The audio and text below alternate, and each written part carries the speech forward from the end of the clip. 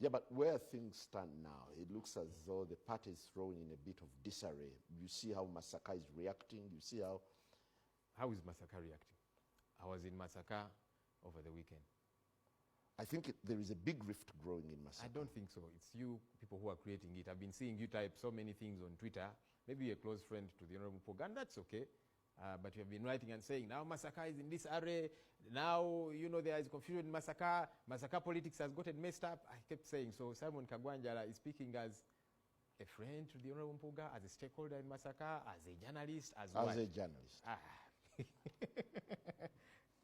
Well, the jury is out there.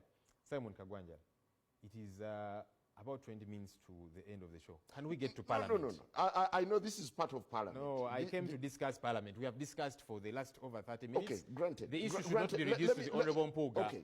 There are other issues happening in Parliament. From the issue of Honourable Mpuga, do you imagine there is a crisis brewing within the NUP over the Mpuga issue? There is no crisis in NUP. There is a crisis at Parliament.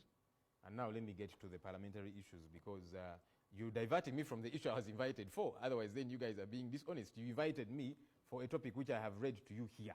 Mpuga is a commissioner of Parliament expenditure bonanza is the institution losing the accountability call. That's Parliament. Let's discuss Parliament. So what's happening in Parliament, Mr. Simon Kagwanjala? Now that you fear to ask the question, your interest is just Mpuga, and me, I'm saying, let's broaden this. What's happening at Parliament is extremely problematic. Number one,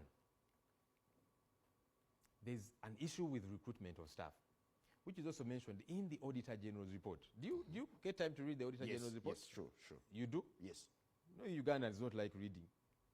At least I do. Let's assume you do. That's mentioned in the Auditor General's report. The Auditor General mentions 105 staff that cannot be identified. They are earning a salary from Parliament. Of course, our investigation shows that the figure is higher than that. But so people are hired, as we do understand it. They don't come to Parliament. Some we do here. They work at the Speaker's Hospital in Bukedia, they work at her school, but they're drawing a salary. All of these are different things that we have gathered, and we're saying there must be an explanation to do with these issues. The leader of the opposition's office, which I occupy... You're picking from the exhibition, I guess. If you want to take it that way, but I'm actually within Parliament where the information is, so sometimes I could be getting it firsthand. The office that I occupy has got staff. Normally with every new leader comes with a new team.